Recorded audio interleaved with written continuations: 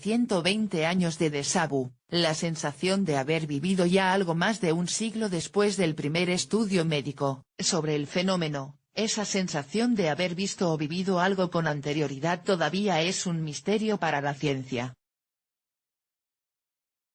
Si usted cree haber leído antes estas líneas, bien, es posible que realmente lo haya hecho, pero si el historial de su navegador se empeña en demostrarle lo contrario, entonces, es probable que esté experimentando un déjà vu, o ya visto, en francés. Muchos conocen esta extraña sensación como el día de la marmota, por obra y gracia de un Bill Murray que se levantaba una mañana tras otra encerrado en un eterno rebobinado cronológico. Sin embargo, el de Atrapado en el tiempo era un caso de verdadero bucle temporal. Lo cual, obviamente, no es posible en la realidad. Salvo quizá para algunos fans muy entregados de otra saga de cine, Matrix, en la que el déjà vu era un error de código en el universo virtual. Por todo ello, es adecuado que el físico Michio Kaku vinculara el déjà vu con la teoría de los universos paralelos, aunque sin la pretensión de que estos explicaran aquel. El déjà vu debutó a finales del siglo XIX de la pluma de Émile Boirac, filósofo francés y promotor del esperanto como lengua universal.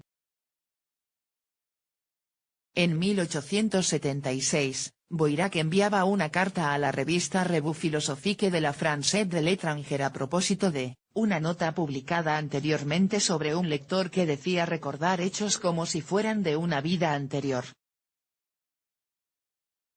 Boirac escribía: me ha ocurrido, viendo por primera vez un monumento, un paisaje, una persona, llevarme esta impresión, de repente y, a pesar de mí mismo, j'ai déjà vu ce que je vois, ya he visto lo que estoy viendo. Parece claro que Boirac no trataba realmente de acuñar un término, sino que simplemente describió el fenómeno con sus palabras y en su lengua.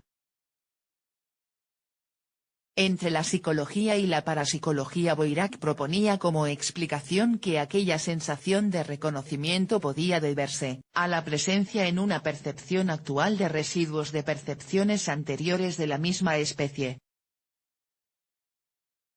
Al fusionarse esos restos del pasado con la percepción actual, sugería Boirac, aparecía esa impresión de familiaridad.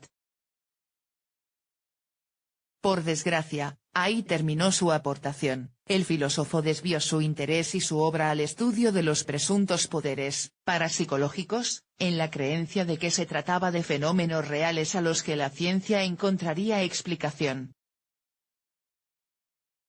No era extraño en aquella época relacionar las experiencias mentales anómalas con la clarividencia y otras capacidades paranormales.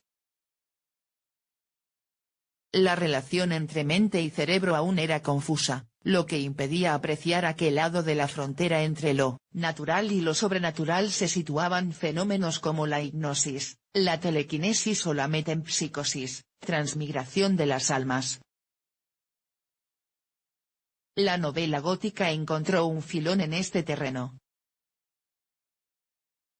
El neurocientífico inglés John Ugling Jackson describió lo que llamaba Dream State, una alteración de la conciencia en la que podían aparecer sensaciones de familiaridad. Su parangón en la ficción fue Otra vuelta de tuerca, 1898, en la que Henry James retrataba a una institutriz que sufría estados oníricos en los que se mezclaban fantasmas y experiencias de déjà vu. Tendrían que pasar 2 decenios desde la carta de Boirac para que el déjà vu empezara a tratarse oficialmente como un fenómeno médico con su nombre y sus síntomas. Fue gracias al psiquiatra francés François-Léon Arnaud, que en 1896 presentó a la Sociedad Médico-Psicológica el caso del paciente Luis, un oficial del ejército de 34 años que había servido en Tonkin, parte del actual Vietnam, de donde había regresado enfermo. Luis padecía lo que el psiquiatra definió como una ilusión de déjà vu, con la intención explícita de que en adelante se empleara esta denominación en lugar de otras como paramnesia o falsa memoria. Con ocasión del 120º aniversario del estudio de Arnaud, un grupo de investigadores franceses ha publicado ahora en la revista Cortex la primera traducción al inglés del trabajo del psiquiatra, añadiendo un análisis sobre el trastorno de Louis a la luz del conocimiento actual, y repasando la historia de un término que comenzó a popularizarse a raíz de aquel caso. Louis era un hombre con una sensación relativamente permanente de que todo en su vida lo había experimentado antes, escriben los investigadores. Antes de ingresar en la casa de salud de Bambès, donde trabajaba Arnaud, Louis comenzó a sorprender a sus allegados cuando aseguraba haber leído ya los artículos que se publicaban en los periódicos, es más, afirmaba haber escrito algunos de ellos. En la boda de su hermano, dijo no entender por qué se casaba otra vez, cuando ya lo había hecho exactamente del mismo modo el año anterior. Louis ingresó voluntariamente en Bambès. Y naturalmente, para él no era la primera vez, reconocía sucesivamente todo lo que veía, el patio, la sala con el sofá y las cortinas, los jardines en todo su detalle, las personas que le daban la bienvenida hacían los mismos gestos y decían las mismas cosas, y él daba las mismas respuestas, escribía Arnaud, decía que fue el año pasado a la misma hora cuando vino al instituto y que, como el año pasado, quería marcharse. Cuando Arnaud se presentó a Louis, este le dijo que ya podía dejar de fingir que no le conocía. Dos vidas paralelas según Arnaud, Louis sostenía la convicción, inmune a todo sentido de la realidad, de que en sus primeros 6 meses de estancia en Bambès no había ni 2 minutos diferentes a lo que él llamaba su primera estancia. Puesto en las mismas circunstancias, hago otra vez las mismas cosas, buenas o malas, escribía en una carta a su hermano. Estoy viviendo 2 vidas paralelas. Debido a que siempre creía haber leído las noticias del día un año antes, pensaba que la fecha real era un año posterior a la que aparecía en los diarios, en este sentido su razonamiento, escribía Arnaud, era siempre lógico, lógico hasta el punto del absurdo. Por raro que parezca, el caso de Louis no ha sido ni mucho menos único. Se han descrito pacientes que fabrican pretextos estrambóticos para explicar que todo ya ha ocurrido antes. Un hombre que también afirmaba conocer las noticias del día antes de leerlas le contaba a su mujer que se había despertado en mitad de la noche para salir a la calle y leer el periódico cuando el transportista lo descargaba de la furgoneta para entregarlo en el kiosco. Un caso reciente fue descrito en la revista Journal of Medical Case Reports por la neurocientífica de la Universidad de Sheffield Hallam, Reino Unido, Christine Wells y sus colaboradores. Un hombre de 23 años decidió buscar tratamiento después de 3 años sufriendo extraños síntomas. Fue con ocasión de su ingreso en la universidad cuando comenzó a padecer frecuentes episodios de déjà vu. La cosa fue empeorando, hasta que empezó a sentirse atrapado en el tiempo, como el personaje de Bill Murray, para él todo se repetía. Hasta tal punto que llegó a sentir como si los periódicos o la televisión estuvieran publicando las noticias extraídas de su memoria. Cuando se publicó el caso, su día de la marmota duraba ya 8 años. Sin embargo, hay diferencias importantes entre este caso y el de Louis. Los pacientes con déjà vu crónico suelen presentar daños neurológicos, los síntomas de Louis sugerían que alguna enfermedad contraída en Tonkin, como una malaria cerebral, podría haber afectado a su sistema nervioso. A menudo se trata de personas ancianas con problemas de demencia. Por el contrario, el caso de Wells era un hombre joven que no tenía diagnóstico neurológico, explica la neurocientífica a El Español. Aún más, el paciente de Wells sabía que sus presuntos recuerdos eran falsos, a diferencia de Luis. Ya en su día, Arnaud acertó a establecer una diferencia que todavía hoy es válida: el déjà vu en personas sanas se experimenta como algo infrecuente y transitorio, con la conciencia de que esa sensación de haberlo visto o vivido antes es ilusoria. El déjà vu se considera patológico cuando existe el convencimiento de que realmente todo ha ocurrido antes. Si sabes que es falso, estás sano por este motivo. Hoy los expertos tienden a clasificar casos como el de Luis en algo que no se denomina déjà vu, reservando este término para el fenómeno que experimentan el 80% de las personas sanas.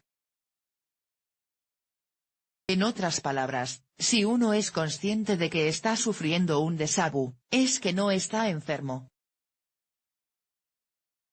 Es la conciencia de que la aparente familiaridad es incorrecta lo que define el déjà vu, así que quienes no son conscientes no experimentan lo que llamamos déjà vu. Un término utilizado es confabulación recolectiva, puntualiza Wells.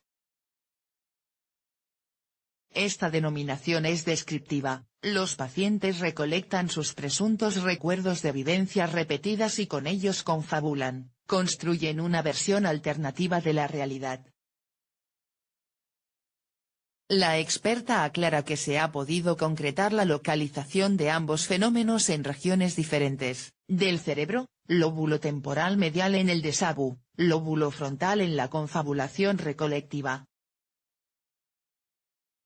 Curiosamente, algunos pacientes que sufren epilepsia del lóbulo temporal, ELT, suelen reportar experiencias de déjà vu antes de una crisis, lo que ha llevado a los científicos a intuir que este síntoma puede producirse en los enfermos de ELT por el mismo mecanismo que el déjà vu normal en las personas sanas.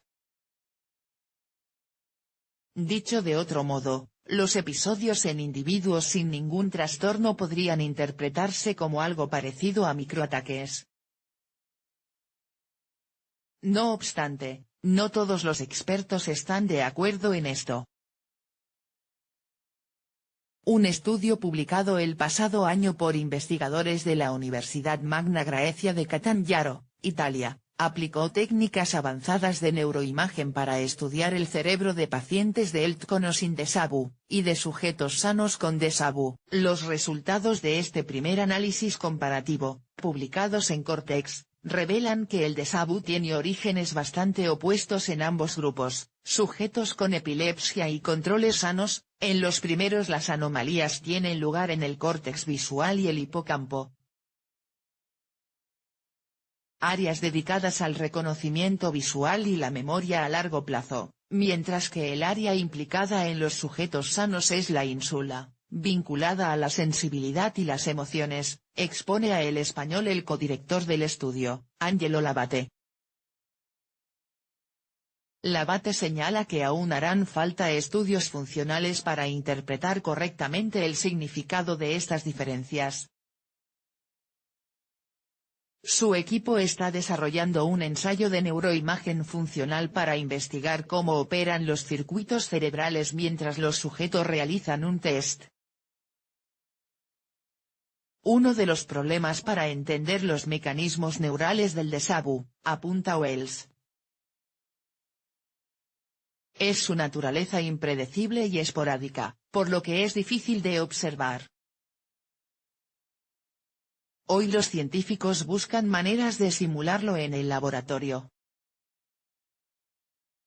Con todo ello, Labate confía en que nos estamos acercando a la resolución del misterio. Tal vez finalmente lleguemos a saber si, como sugería Arnaud, la explicación del fenómeno es la creación simultánea de una percepción y un recuerdo, lo nuevo y lo familiar, que el cerebro separa por error en dos momentos temporales distintos. Sería todo un déjà vu científico descubrir que la explicación correcta ya se dio hace 120 años.